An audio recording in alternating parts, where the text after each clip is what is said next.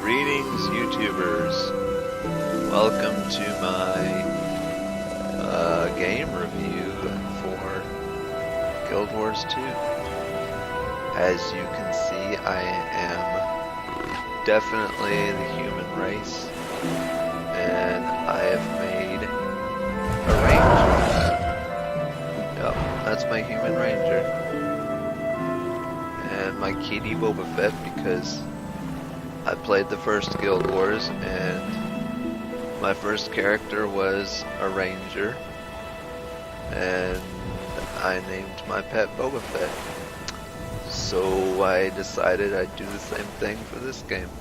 I'd start with a human ranger and I would name my pet Boba Fett, because I'd like to think that my character and my pet are descendants of my hero from the first game, because the events in Guild Wars 2 take place many years in the future from the first game. I've been to Lions Arch, and it is south of the fields that I'm in now. And I was surprised at how much things had changed. I went to Lion's Arch in Guild Wars 2, and it looks nothing like the Lion's Arch from the first game. It looks totally different. It's still the hugest city in all of Tyria, which is, Tyria is the continent, not the world. I forget what the name of the world is for Guild Wars, but Tyria is a major continent from the first game. And if you go swimming down here in the water, you can see the remnants of the old Lion's Arch from the first game, and new Lion's Arch just, whoa, it looks so different. And you can swim down there in the water and see the old Lion's Arch. It's pretty cool. But I'm currently in Gendarin Fields, the level 25 to 35 area. I've been going around from area to area. Kessex Hills, Gwinsdale is the human starter area, and I've just been going from area to area, collecting all the tasks, the waypoints, the points of interest, the skill challenges, and the Vitas. For every point that you collect, you get a certain amount of experience, and it's a great way to level up. Once you've collected all the points in a given area, you are rewarded with something nice. If you get all the areas and stuff in towns, they give you transmutation stones, which basically make your gear look like your other gear. Like, for instance, I have two longbows. I've got this longbow, it's pretty awesome. I've got another longbow, which also looks pretty awesome. But if I wanted one longbow to look like the other, then I would use a transmutation stone. And you can drag an item to the two spots, and I think that it takes not only the look of the weapon, but the attributes that come with it, like the minor sigil of accuracy and the crit chance thingy. I think that that would carry over to my other bow if I went and used it.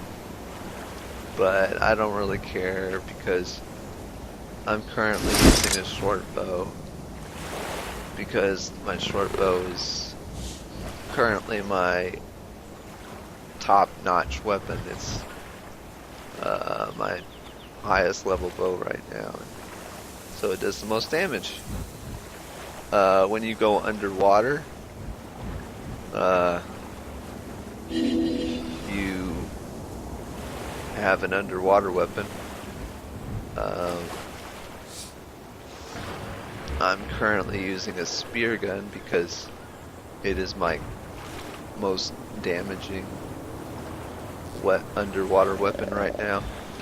I have this honed spear, but I hated it because it's only a melee weapon, so you have to swim next to the enemy for it to do any good. Ready! And I'm not really good at melee, getting up close and sticking close to the enemy. I'm not good at maneuvering around and stuff, so I'm pretty much better off shooting from a distance. All my gear is damaged right now because every time you die, your armor takes... I could outrun a centaur. Your armor takes a damage toll. And so...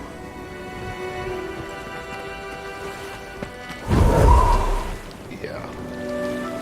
It needs repairing. You can do this by going to these little things. There's a little red broken shield on the map. You find these areas in pretty much every little outpost or town, and you can go to them and get your gear repaired, which is very useful because if you walk around with broken gear, you can get one-shotted and stuff. You die pretty easy because you're not getting all the bonuses that your armor gives you. All the defense. That defense is very crucial. My gear is not broken yet, but it's damaged, so it's close to breaking, which is also not good. I need to go get that repaired. I haven't found any capes or accessories or rings yet, or an amulet. I could probably go to town and buy one, but I just haven't yet. You also have mining tools, logging tools, and forging tools. I currently only have a mining pick, and you can go around collecting materials for crafting. Crafting is another excellent way to gain experience. You get a lot of experience from crafting. I myself haven't done crafting too much yet. But it is something that you want to get into. I've got my skill slots here. I've got all the healing skills because I thought those would be the most useful to me. Staying alive is very important in the game. Although there is a great community, and if you do get knocked down and near death, people are generally kind and they come over and bring you back into the fight, which is very nice. Got my elite skill yet. I haven't really looked into this yet.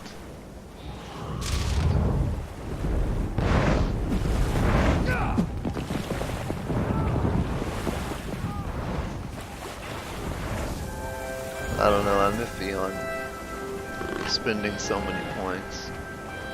I can maybe get 2 of these right now, 3. Oh, and this keeps popping up because I am in an overflow area. An overflow area is where they dump all the players from every server when their server area is full. I chose the Blackgate server, and my Blackgate server is generally always full, so it puts me in this queue. And when your queue is up, you can travel to your server area. So now I am in the Blackgate server area. there's some dude standing right here. That was random. But yeah, I'm now in my server area, and everyone in this area will be of the Blackgate server like me. Since I'm missing just one Vita, I am a little agitated because I've been all over this area, so I don't know where it could be. And that's gonna bother me because there's only one spot left. One Vita. Oh, that one Vita is the only thing keeping me from getting my fancy reward. But anyway, I've been enjoying the game a lot, and it is definitely worth trying. The graphics are beautiful. It's one of the most beautiful MMOs I've ever seen. They did a great job. Customizing your character is a lot of fun. A lot of people enjoy creating their character. I enjoyed making mine. I don't know if I mentioned this already yet or not, but longbows have their own skill set, and short bows have their own skill set. Longbows don't fire as fast, but they do have a rapid fire skill. The only problem with this is that it has a 10-second cooldown, which short bows, you can just rapid fire all the time, and there is no cooldown. Point blank shot back basically knocks the enemies away when they get off too close. Barrage is fun for dealing AoE damage, area of effect. When you get like a group of enemies all clobbed together, you can rain arrows down upon them. It's a lot of fun to use. And the short bow, it's got its rapid fire, which I love all the time. It's got poison volley, which basically causes poison to the enemy. It does damage over time. The crippling shot, quick shot for whenever you want to get away. Like if the enemy gets up and close to you, and they're melee, you want to back off and shoot them from a distance. Crippling shot, inflicts bleeding from your pet. Concussion shot, daze your enemy, stun them, which is fun. I've got a sharpening stone here which bleeds foes, which is also very useful because I love dealing damage over time, so mixing bleeding with poison volley, it just does lots of damage over time. And then I've got my pet skills here. Movement speed over is passive, and then when you activate it, your pet does more damage. And this very useful skill gives health regeneration as a passive, and when you activate it, your pet grows larger, does more damage, which is also very good. I just keep those on all the time. You can switch them out with other skills, but those are the ones that I feel are the most useful to a ranger. That about covers everything. I hope you enjoyed this review. I highly suggest you try it out. A great thing that I forgot to mention was it has great PvP if PvP is your thing. If you love to fight with other people, then it does have a great PvP. PvP is not my thing, but it is for a lot of people, and if you enjoy PvP, it does have a very excellent PvP thing to it. Let's see, what else? It's got a main story quest, but I haven't been focusing on those too much. I've just been collecting all the stuff. At the beginning of the game, you can choose what your story is going to be. There are multiple options that take you in different paths. I chose to be a human noble that doesn't know my parents.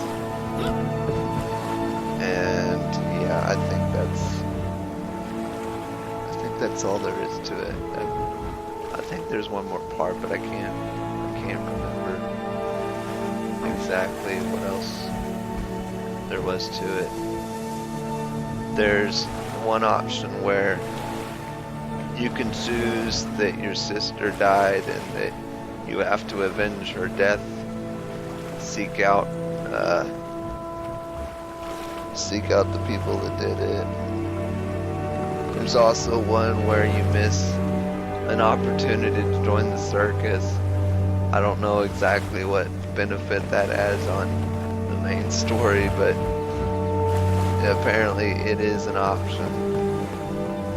You can choose to miss out an opportunity on the circus. There's one option, you can be a street rat born on the streets. There's a few other options. You can find those on your own. I've been enjoying playing as a human noble. That's all I can think to say about the game. It's great, it's fun. It's got events that go on all the time. Every area you enter, there's an event going on, and you get all your friends together and take it down. Usually it's like a big boss or something.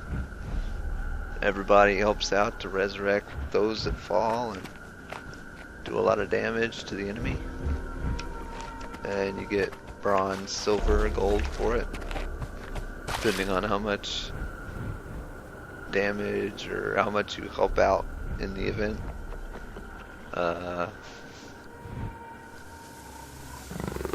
It's got a great mail system. You can mail any of the players. You can send items.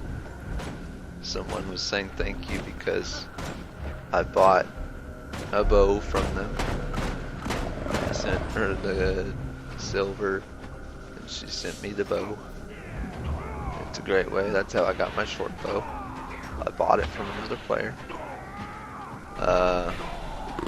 Oh yeah, one thing I didn't discuss was leveling. I'm currently level 35, but depending on the area that you're in, it will dumb down your level to fit the area that you're in. It put me down to level 27 because the mobs in this area are level 26. So they don't want you to be too OP in an area. They want you to have a challenging experience, and so they keep your level roughly around the level of the enemies in the area so that the game stays fresh. It doesn't stay boring. And I think that's a great balance. It's a lot of fun. For instance, if I went back to the starter area of Queensdale, which is the human starting area, it would take my level from 35 down to level 4 or so. And the enemies would not be hard, but like, you know, you can't one-shot them, and I think that's a big deal. I mean, it wouldn't be fun if you just go to an area and one-shot everything unless you like dominating, and that's just, I don't know. It's not fun just killing things in one hit. At least I don't think so. But yeah, I like the way they dumbed your level down for each area that you enter. I think that's a good idea. I think it makes the game more balanced, and I think the game should be balanced because that's what Guild Wars 1 was all about. It was all about using skill, not using the way of leveling up to overpower your enemy.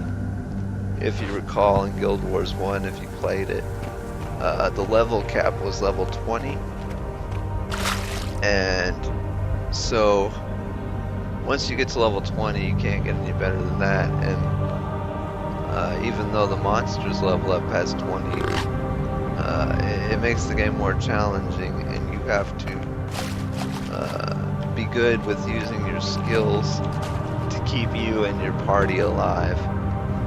Well, in this game the level cap is 80, I believe, and the way they balanced it was to basically dumb your level down for whatever area you're in to keep you at a certain distance from your enemy, a certain level, and I think they did a great job with it.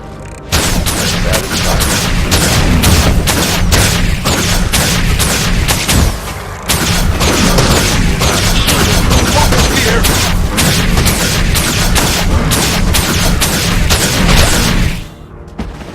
It's more fun when you're not too powerful for your enemy. Let's see, what else can I discuss? Oh yes, another thing I forgot to mention was that they have their own little game store, which you can buy various things. Like the hot item right now is aviator sunglasses, which gives your character a modern look. I personally don't think that sunglasses and stuff like that belong in the medievalist world of Guild Wars, but whatever.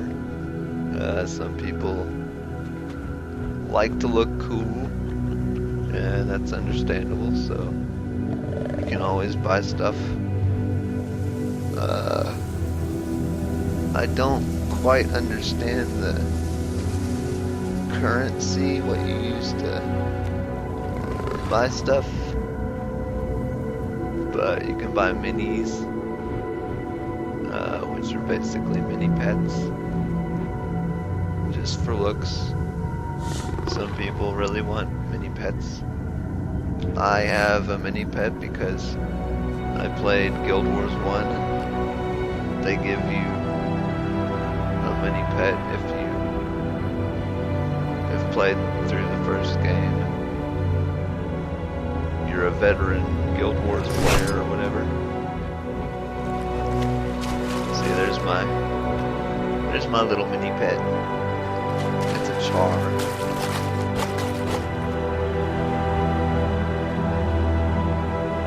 My little char. He looks pretty cool. They don't fight or anything, they're just for looks. But yeah. I've got my main story quest up here in the corner telling me to meet the Order representatives east of Minecraft. Whatever, travel to the Grailmaid trade camp, which shows you which direction to go on the mini-map, but I just haven't been doing the main story stuff really. I've been focusing on collecting off the points, getting all the stuff. It's been a great way to level up, and I've enjoyed just exploring the new areas, collecting all this stuff. But yeah, I think that pretty much sums up Guild Wars 2. I've shown you around. I've slain some monsters, and yep, this is Guild Wars 2, and I love it. Hope you check it out. If you want to come hang out with me in the game, then you can find me on the Blackgate server. My character name is Tirami. And oh yeah, I forgot. You can have town clothes, but I think my town clothes look silly. If I wanted to look really cool, I'd buy something from the game store and give myself a better look.